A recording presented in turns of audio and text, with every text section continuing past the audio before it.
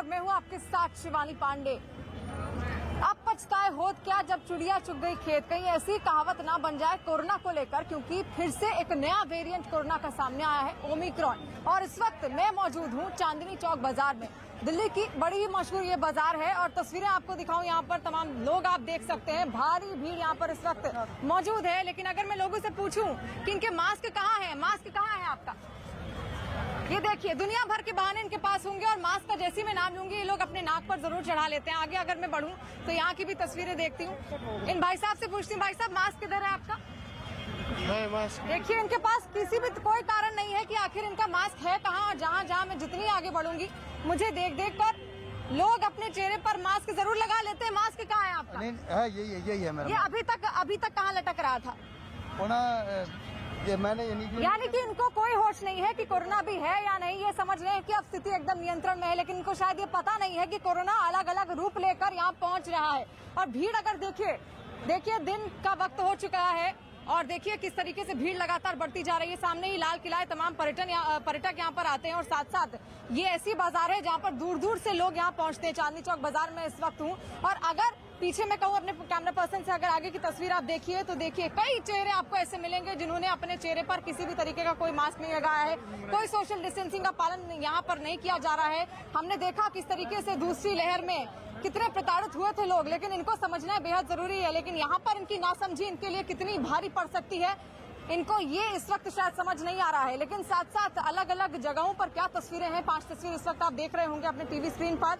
हर जगह इस वक्त कोरोना के नए वेरिएंट को लेकर, ओमिक्रॉन को लेकर दहशत का माहौल है। कोरोना के नए वेरिएंट से पूरी दुनिया इस वक्त डरी हुई है और हर गुजरते दिन के साथ इस नए वेरिएंट के केस अलग अलग देशों में सामने आ रहे हैं। और चिंता की बात यह है कि ये वेरिएंट कोरोना के डेल्टा वेरिएंट से भी ज्यादा खतरनाक और संक्रामक है और इसी वजह से कई देशों में आपातकाल और कई पाबंदियों का दौर भी शुरू हो चुका है।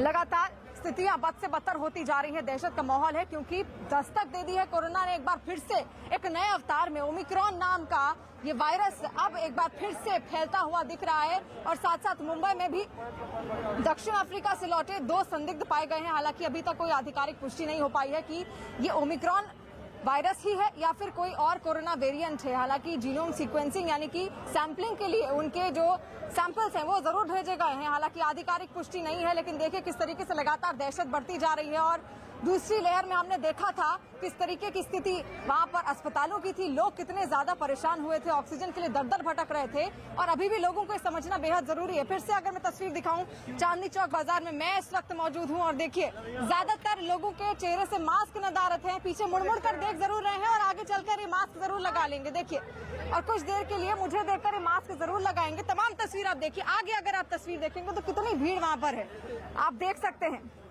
और वहीं साथ साथ कोरोना के नए वेरिएंट ओमिक्रॉन को लेकर कौशल किशोर ने क्या कुछ कहा है, पहले आपको वो भी सुनाते हैं।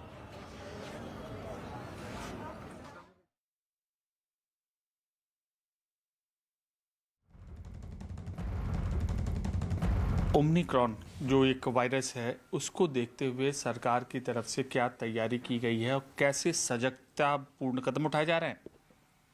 सरकार पहले से हमारी तैयारी कर रही है और तैयारी किए हुए है। आप देखे होंगे कि निगरानी कमेटियां बना करके और बच्चों को भी 0 से 6 महीने बच्चे, 6 महीने से 3 साल बच्चे, 3 साल से ऊपर के बच्चों को लिए मेडिकल किट बांट करके लोगों को दी गई है कि जैसे किसी को जरा सा भी बुखार आता है उसको तत्काल दवा दी जाए, निगरानी कमेटी के द्वारा फ़ौरन पहुंचा दी जाए। इसके अलावा जो अलग से वायरस जो नया वेरिएंट आया है उस पर भी हमारी सरकार पूरी तरह से सजग है और देश के एक भी व्यक्ति की जान वायरस से न जाने पाए उसके लिए हमारी सरकार पूरी तरह से तैयार है। तो लगातार स्थितियां बद से बदतर होती जा रही हैं, क्योंकि अब हमें और ज्यादा सावधानी बरतने की जरूरत है। साथ साथ प्रधानमंत्री नरेंद्र मोदी की अगर बात की जाए तो हर बार वो देशवासियों से अपील करते आए हैं और इस ओमिक्रॉन वायरस को लेकर भी उन्होंने चिंता जाहिर की। और चिंता जाहिर करते हुए पीएम मोदी ने क्या कुछ कहा वो सुनिए। सत्र के बाद कोरोना की विकट परिस्थिति में भी देश ने 100 करोड़ से अधिक डोजेज कोरोना वैक्सीन और अब हम 150 करोड़ की तरफ तेजी से आगे बढ़ रहे हैं। नए वेरिएंट की खबरें भी हमें और सतर्क करती हैं और सजग करती हैं। मैं संसद के सभी साथियों को भी सतर्क रहने के लिए प्रार्थना करता हूं।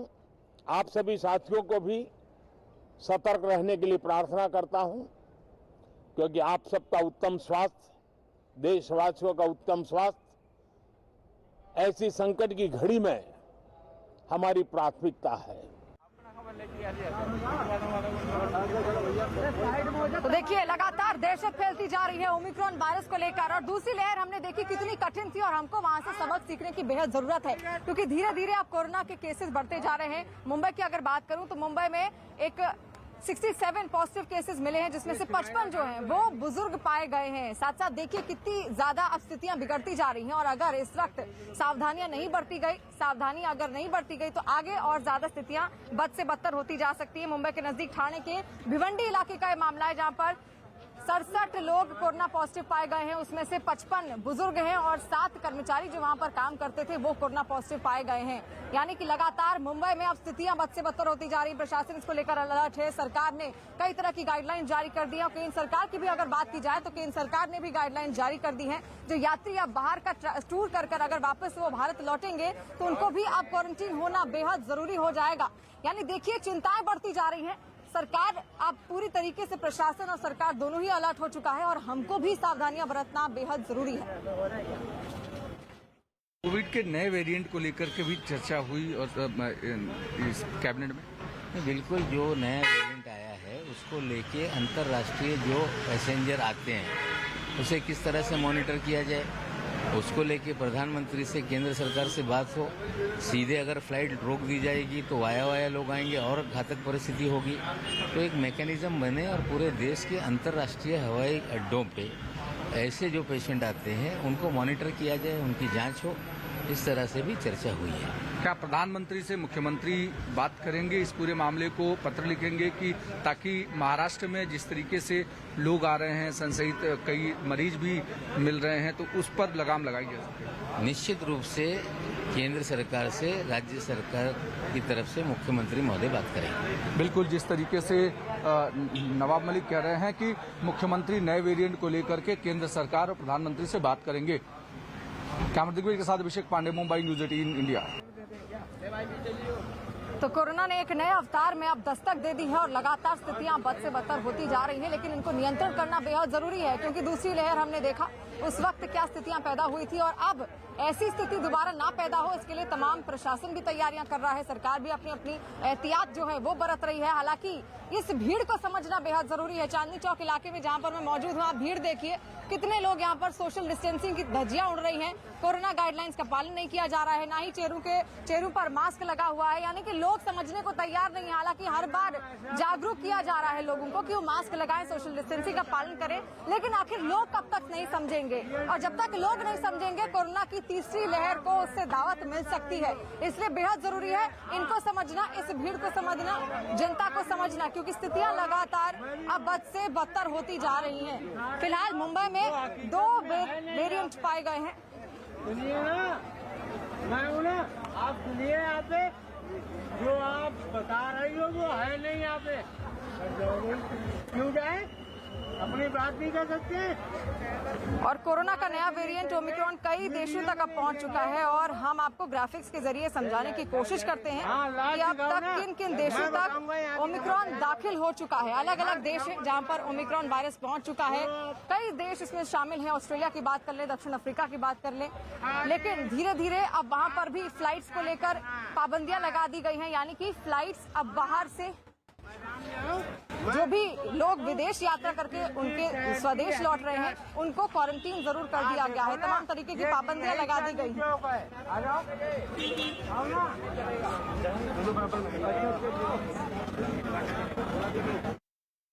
हमारे साथ नागरिक उड्डयन राज्य मंत्री वीके सिंह हैं। वीके सिंह जी, इस समय ओमिक्रॉन का खतरा है, इंटरनेशनल फ्लाइट इस बीच में खोल दी गई, तो आपको लगता नहीं इससे और बढ़ेगा? देखिए, आज से 6-7 दिन पहले आप ही लोगों से और जनता से हमारे ऊपर दबाव था कि खोल क्यों नहीं रहे, भारत बड़ा देर कर रहा है। अब अचानक आप कह रहे हैं कि जल्दी क्यों कर दी। दोनों चीज़ें नहीं होती। एक इस चीज़ के ऊपर बहुत सोच समझ कर फैसला लिया गया है ताकि हवाई मार्ग भी खुले, लेकिन उसके साथ साथ एहतियात भी बरती जाए, जिसके लिए स्वास्थ्य मंत्रालय ने कल रात को निर्देश निकाले। जो भी आएगा टूरिस्ट कंट्री से या तीसरे कंट्री से, लेकिन वो टूरिस्ट होकर आया है, उन सब का एयरपोर्ट के ऊपर रैपिड RT-PCR होगा, वहीं पे रिजल्ट बताया जाएगा। उसके बाद अगर वो ठीक है फिर भी उसको 1 हफ्ता क्वारंटीन के लिए रखा जाएगा, वो अपने घर में करेगा। अगर ठीक नहीं है तो उसके लिए बाकायदा प्रोटोकॉल स्वास्थ्य मंत्रालय ने बनाया। सर, अफ्रीकन कंट्रीज़ में जो नया म्यूटेंट है ओमिक्रॉन, उसको लेकर के आपका मंत्रालय, भारत सरकार क्या कर रही है? ये भी मैंने आपको बताया, हम सब यही कर रहे हैं, क्योंकि हम स्वास्थ्य मंत्रालय के साथ तालमेल करके, ताकि जितने भी हवाई मार्ग से आने के जगह हैं उन सब के ऊपर खासकर इंटरनेशनल ट्रैवलर्स के लिए एक प्रोटोकॉल लगा दिया गया है।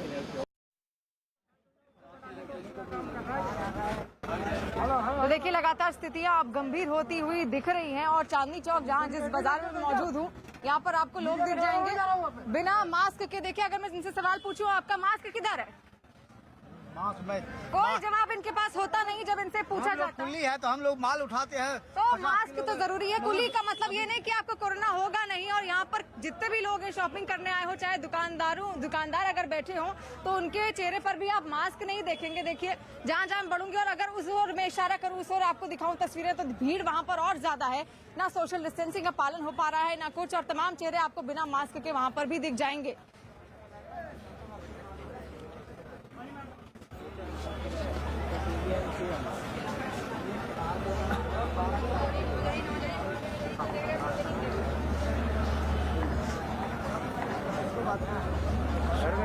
और महाराष्ट्र में भी स्थितियां बिगड़ती जा रही हैं, क्योंकि मुंबई में अगर बात करूं तो 2 संदिग्ध मरीज भी वहां पर पाए गए हैं, जिनमें आधिकारिक पुष्टि तो नहीं हुई है, लेकिन कोरोना पॉजिटिव उनकी रिपोर्ट जरूर आई है। हालांकि जीनोम सीक्वेंसिंग के लिए आगे उनके सैंपल्स भेजे गए हैं और उसी में साफ हो पाएगा कि आखिर वो वेरिएंट जो है वो ओमिक्रॉन है या फिर इससे पहले डेल्टा वेरिएंट आपने सुना जरूर होगा, दूसरी लहर में जिसने सबसे ज्यादा दहशत फैलाई थी। और अब आ चुका है ओमिक्रॉन वेरिएंट, लेकिन हम सभी को सावधानी बरतनी बेहद जरूरी है, क्योंकि दूसरी लहर हम सब ने देखी। उस वक्त अस्पतालों की क्या स्थिति थी, लोग कितने ज्यादा परेशान थे। तो ऐसे में जनता को समझना बेहद जरूरी है कि वो तमाम कोरोना गाइडलाइन जो है उनका पालन जरूर करें, मास्क जरूर लगाएं, सोशल डिस्टेंसिंग का पालन जरूर करें। इन सभी चीजों का ध्यान देना बेहद जरूरी है।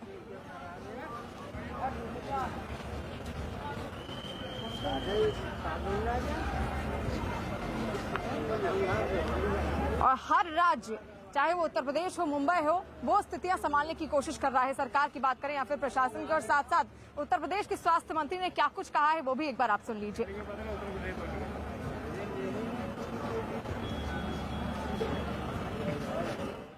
हमारे साथ स्वास्थ्य मंत्री मौजूद हैं, जय प्रताप सिंह जी। क्या तैयारियां हैं सर, क्योंकि नया वेरिएंट बहुत खतरनाक है ओमिक्रॉन? देखिए, अभी ओमिक्रॉन नाम के जो नया वेरिएंट अभी निकला है और जो WHO के गाइडलाइन या ICMR के जो दिशा निर्देश और प्रधानमंत्री का जो संदेश गया हुआ है पूरे स्वास्थ्य विभाग में, उसके आधार पर कुछ हम लोग प्रोटोकॉल अपना तैयार किए हैं। और अभी हमारा उत्तर प्रदेश में इस तरह का कोई केस आया नहीं है और न इसका अभी देश के अंदर कोई ठोस एविडेंस है कि उस तरह का ओमिक्रॉन नाम का जो वेरिएंट आएगा तो किस तरह का असर और कितना ट्रांसमिसिबल होगा, ये अभी इसके बहुत सारे साक्ष्य नहीं आए हैं। मगर इसको वेट एंड वॉच के हिसाब से और WHO ने जितने भी सूचना दिया है उसके आधार पर इंटरनेशनल ट्रैवलर्स पर जो अपने देश में अगर कहीं जगह से, खास करके उन देशों से जहां पर ये केसेस निकल रहे हैं, उन पर प्रतिबंध लगाना या उन पर सेल्फ क्वारंटीन कराने के लिए और उनका RT-PCR कराना, ये एक केंद्र सरकार की गाइडलाइन आ रही है। तो उसके साथ में हम लोग भी जो इंटरनेशनल लेवल के जो लोग आते हैं हमारे एयरपोर्ट पर, उनका भी हम चेकिंग कराएंगे, RT-PCR चेक कराएंगे।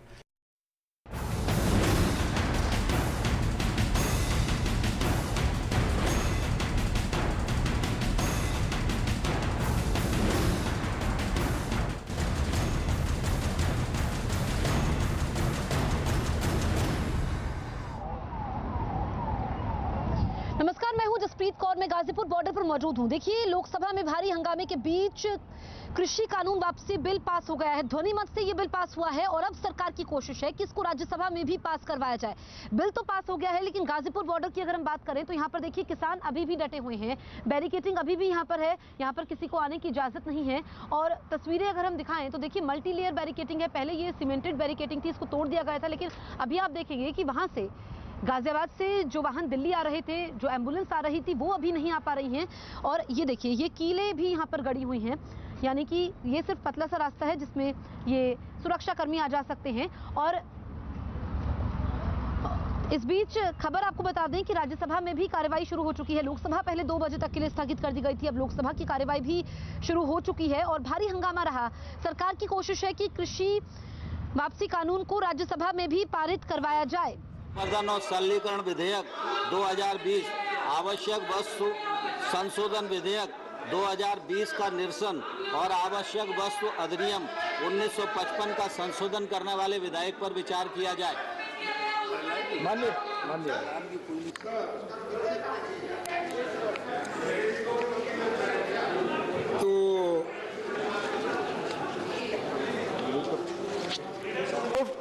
Motion move.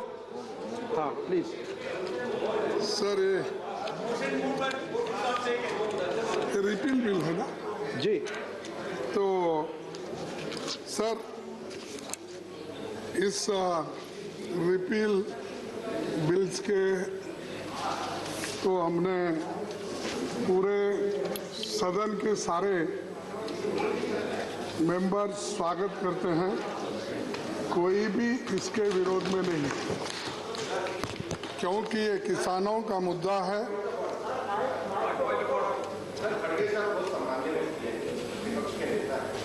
पर संसदीय नियम ये है, पहले मोशन तो मूव होने दीजिए सर, मोशन तो मूव होने दीजिए, प्रक्रिया शुरू हो गई है। मोशन मूव, मैं खड़गे साहब का सम्मान करता हूँ, वो तो कराइए सर।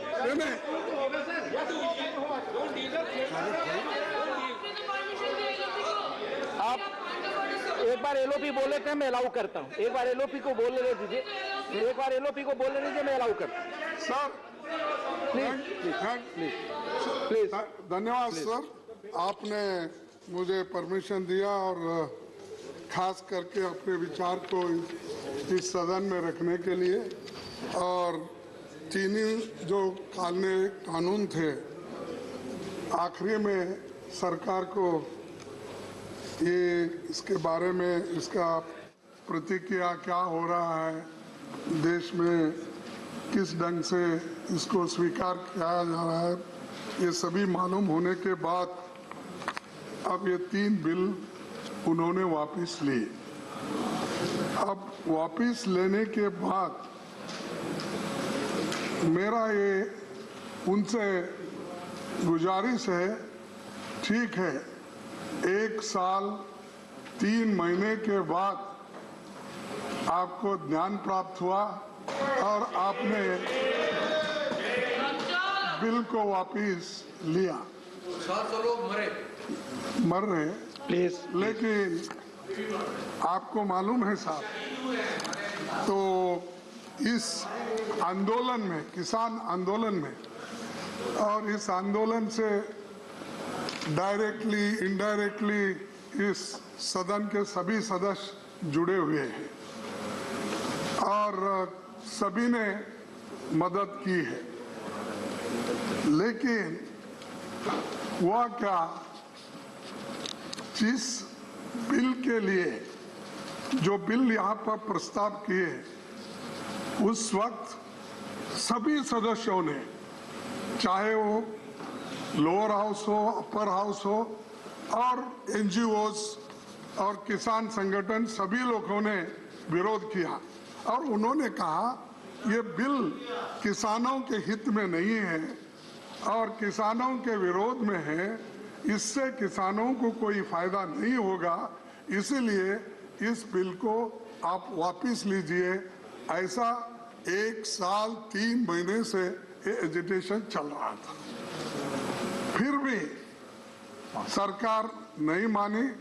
आखिरी में ऐसा एक वक्त आया कि जब सारे देश में एक माहौल बन गया इस कानून के खिलाफ और उसका रिजल्ट थोड़ा सा बाई इलेक्शन में भी उधर इधर महसूस हुआ। और प्लीज वाइंड अप। नहीं, एक मिनट, 2-3 मिनट। तो उसके बाद में अब 5 स्टेट में चुनाव है। इसका परिणाम भी वो पहले से सोच चुके कि भाई ये बाई इलेक्शन में ऐसा परिणाम है तो फिर 5 स्टेट में इसका परिणाम क्या होगा। तब उनको आया नहीं आपको सर 700 लोग बॉर्डर पे मर चुके हैं। प्लीज प्लीज 2 मिनट मैंने समय दिया था। प्लीज माननीय कृषि मंत्री प्लीज मैंने आपको 2 मिनट का समय दिया था। जो प्लीज आपने 4 मिनट बोला लगभग। सभापति महोदय प्लीज ये तीनों कृषि सुधार बिल आपकी बात रिकॉर्ड पे सरकार किसानों की भलाई के लिए लाई थी, लेकिन हम सब लोगों को इस बात का दुख है कि कई बार प्रयत्न करने के बावजूद भी और जो कांग्रेस पार्टी के लोग अपने घोषणा पत्र में रखने के बाद भी उस पर दोहरा रुख अपनाते रहे। हम किसान की बात ही रिकॉर्ड पे जा रही है, उनको बहुत संक्षेप में माननीय मंत्री जी रखे। इसलिए प्रधानमंत्री जी ने ऐतिहासिक बड़प्पन का परिचय दिया और गुरु नानक देव जी के पावन प्रकाश पर्व पर उन्होंने इनको वापस लेने की घोषणा की। यह प्रधानमंत्री जी की कथनी और करनी की एक रूपता का परिचायक है कि रिपील करने के लिए हम यहाँ आए हुए हैं। सत्ता पक्ष भी तैयार है और अपोजिशन भी मांग करता रहा है, इसलिए इस पर कोई भी विषय आगे बढ़ाने की जरूरत नहीं है, चर्चा की जरूरत नहीं है। मैं समझता हूँ विधेयक को पारित किया जाए। The question is that the Farm Law Repeal Bill 2021 was passed by Lok Sabha to take into consideration. Those in favor will please say aye. Those against will please say no. I think the ayes have it. The motion is adopted. We shall now take up clause by clause consideration of the bill. Clauses 2 and 3 stand part of the bill. Those in favor will please say aye. Those against will please say no. I think the ayes have it. Clauses 2 and 3 are adopted. Clause 1, the enacting formula and the title stand part of the bill. Those in favor will please say aye. Those against will please say no. I think the ayes have it. Clause 1, the enacting formula and the title are adopted. Shri Nayan Singh Tomar to move that the bill be passed. उपसभापति महोदय में प्रस्ताव Motion made that the bill be passed. The question is that the bill be passed. Those in favor will please say aye. Those against will please say no. I think the ayes have it. The bill is passed. House stands तो इस वक्त की बड़ी खबर आपको बता दें, राज्यसभा से भी कृषि कानून वापसी बिल पास हो गया है। सुबह ही लोकसभा में पेश किया गया था।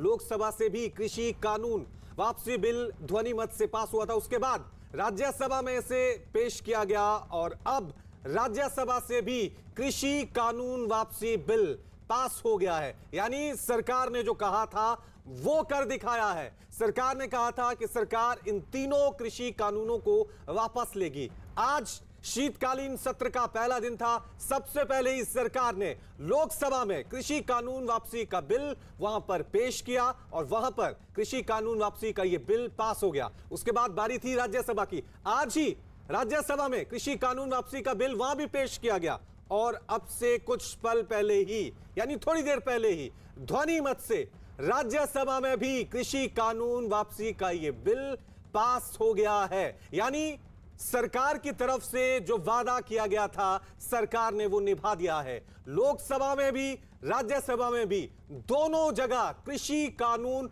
वापसी बिल पास हो गया। बड़ा सवाल यही है कि लोकसभा और राज्यसभा में ये बिल वापस हो गया है। अब क्या किसान वहां से हटेंगे, ये देखने वाली बात होगी।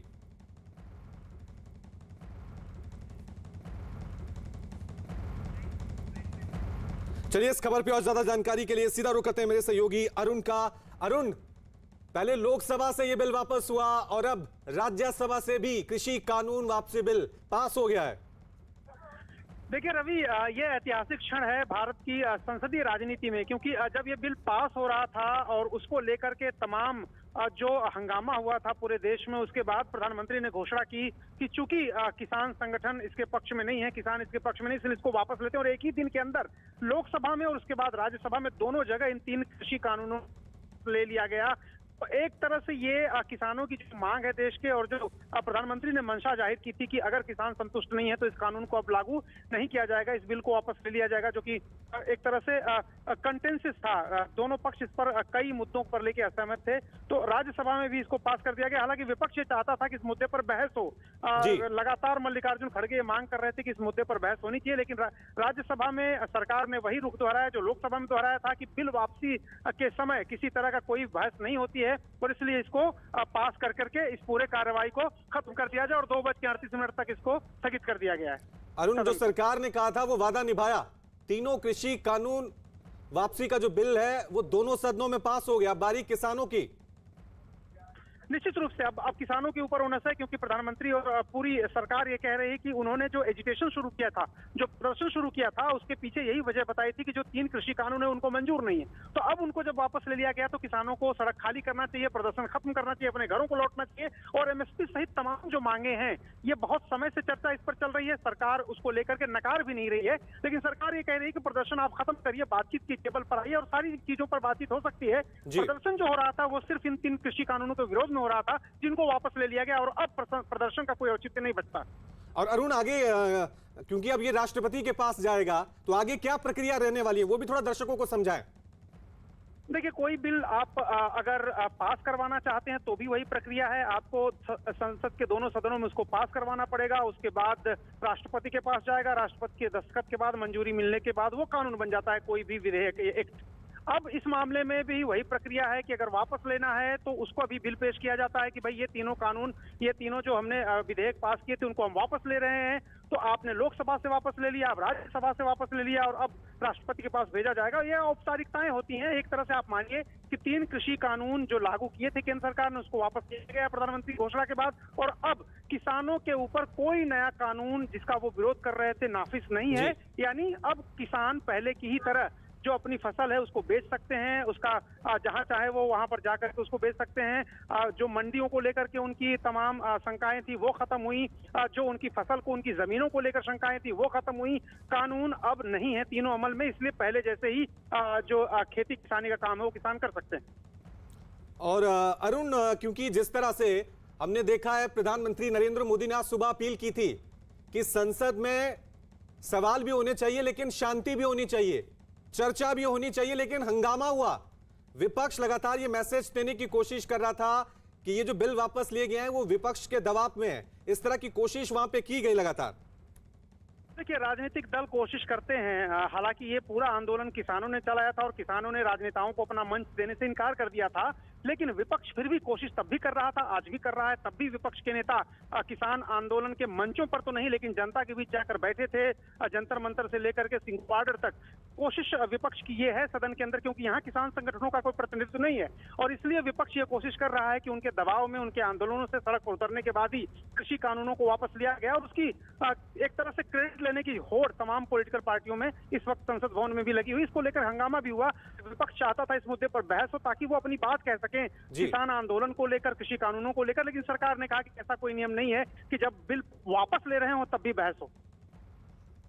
अपने दर्शकों को एक बार फिर बता दें आज की बड़ी खबर, कृषि कानून वापसी बिल सबसे पहले आज सुबह लोकसभा से पास हुआ, वहां पे पेश किया गया, ध्वनिमत से वहां पर पास हो गया। उसके बाद कृषि कानून वापसी बिल राज्यसभा में पेश किया गया, वहां भी ध्वनि मत से यह बिल पास हो गया है। यानी किसानों की जो मांग थी, किसान नेताओं की जो मांग थी कि तीनों कृषि कानून वापस होने चाहिए, वो प्रक्रिया सरकार ने अपनी तरफ से पूरी कर दी है। दोनों सदनों में, राज्यसभा, लोकसभा, दोनों जगह यह बिल पास हो गया है। अब राष्ट्रपति के पास जाएगा और यह पूरी संवैधानिक प्रक्रिया लगभग पूरी हो चुकी है। यानी सरकार ने जो कहा था, खुद प्रधानमंत्री नरेंद्र मोदी ने गुरु पर्व के मौके पर इसका ऐलान किया था कि सरकार तीनों कृषि कानून बिल जो है वो वापस लेने जा रही है। हम किसानों को समझा नहीं पाए, ये तीनों बिल किसानों के हित में थे, सरकार ये दावा कर रही थी। दूसरी तरफ किसान नेता आंदोलन कर रहे थे कि ये तीनों कृषि कानून उनके हक में नहीं है, लेकिन सरकार ने अपनी नीतियां वापस ली। यानी सरकार ने जो कहा, सरकार ने कदम आगे बढ़ाया। अब सवाल यही है कि जो आंदोलन सड़कों पर चल रहा है वो कब वापस होगा। सरकार ने जो वादा किया वो निभा दिया है। मेरे साथ मेरे सहयोगी अरुण लगातार बने हुए, उनके पास हम दोबारा लौटेंगे। लेकिन आज की ये बड़ी खबर, दो तस्वीरें हम आपको आपके टीवी स्क्रीन पे भी लगातार दिखा रहे हैं। पहली तस्वीर लोकसभा की है। जैसे ही शीतकालीन सत्र का आज पहला दिन शुरू हुआ, विपक्ष ने हंगामा करना शुरू कर दिया। विपक्ष की मांग थी कि कृषि बिल पे चर्चा होनी चाहिए। दूसरी तरफ सरकार ने कहा कि पहले हम इस बिल को पेश करेंगे, वापस लेंगे, उसके बाद चर्चा की जाएगी। लोकसभा में कृषि कानून वापसी बिल पेश हुआ, ध्वनि मत से पास भी हो गया। दूसरी तस्वीर राज्यसभा की है। आप देख सकते हैं कृषि मंत्री नरेंद्र तोमर ने यहां भी कृषि कानून वापसी बिल को पेश किया और वहां पर भी ध्वनि मत से यह बिल पास हो गया। यानी सरकार ने जो कहा वो करके दिखाया। जो संवैधानिक प्रक्रिया थी उसको सरकार ने लोकसभा और राज्यसभा में कर दिया। अब ये राष्ट्रपति के पास जाएगा और पूरी तरह से यानी आधिकारिक तौर से तीनों कृषि कानून वापस ले लिए जाएंगे। तो देखिए, कृषि कानून वापसी बिल संसद के दोनों सदनों में पास हो चुका है। इस वक्त की बड़ी खबर है, लेकिन किसान हटने को तैयार नहीं है। अभी भी किसानों का आंदोलन जारी है। हम गाजीपुर पे मौजूद है और देखिए पूरी बैरिकेडिंग यहाँ पर अभी भी है, किसी को आने की अनुमति नहीं है। राकेश टिकैत से भी हमने एक्सक्लूसिव बातचीत की थी, उन्होंने कहा कि ये आंदोलन जारी रहेगा। 4 दिसंबर को बैठक होगी, उसके बाद आगे की रणनीति क्या होगी, इस आंदोलन को क्या दिशा देनी है, ये तय किया जाएगा। राकेश टिकैत ने क्या कहा, ये हम सुन लेते हैं। राकेश टिकैत है हमारे साथ बातचीत करने के लिए। पुलिस के आला अधिकारियों के साथ बातचीत हुई है। सर, क्या बातचीत हुई है? यहाँ पर बैरिकेड्स फिर से लगा दिए हुए हैं कि जो बैरिकेडिंग लगाए हैं वो पूर्ण रूप से रास्ता प्रतिबंधित यहाँ पे हुआ है। तो एम्बुलेंस के उनके जो रास्ते हैं उनको आज जाने का रास्ता इन्हें कह दिया कि आज ट्रैक्टर लेकर किसान जा रहे हैं। अच्छा। ट्रैक्टर लेकर हम आज नहीं जा रहे, संयुक्त मोर्चे ने मना कर दिया। तो क्या इन्होंने बोला है, रास्ता खोल रहे हैं? वो तो आप बुझो भाई क्या बोल रहा है। नहीं, क्या बातचीत हुई वही तो समझना चाह रहे हैं कि आपकी बात से वो संतुष्ट हुए कि ठीक है रास्ता खोल रहे हैं? हाँ, संतुष्ट हुए कि आज नहीं किसान जा रहा, उससे संतुष्ट है। सर, एक संसद में हंगामा भी हो रहा है, स्थगित हो गई थी, क्या कहना चाहेंगे? सरकार ने कानून वापसी की बात कही है, अब न्याय दो के नारे कांग्रेस के नेतृत्व में वहाँ लग रहे हैं। ठीक है, एमएसपी का भी बात होनी चाहिए। अच्छा। हाँ, सारी बात होनी। तो क्या आप कहेंगे कि वहाँ पर सहयोग करे विपक्ष भी, ताकि सरकार सहयोग करे, विपक्ष तो सहयोग कर ही रहा, सरकार सहयोग करे। नहीं, अब बिल वापस कराने में, क्योंकि आज ये बिल बड़ा दिन है, आज पहले दिन ही इसकी प्रोसीडिंग होनी है, कार्यवाही होनी है बिल वापसी की। तो क्या कहेंगे कि संसद चले और बिल वापसी की कार्यवाही हो? संसद चले, बिल वापसी की कार्रवाई हो, एमएसपी पे भी बातचीत हो जाए, और जो दूसरे मामले हैं जिसपे भारत सरकार ये चाहती है कि जो उल जलूल जिसने बयान दिए उस पर बहसबाजी पार्लियामेंट में ना हो।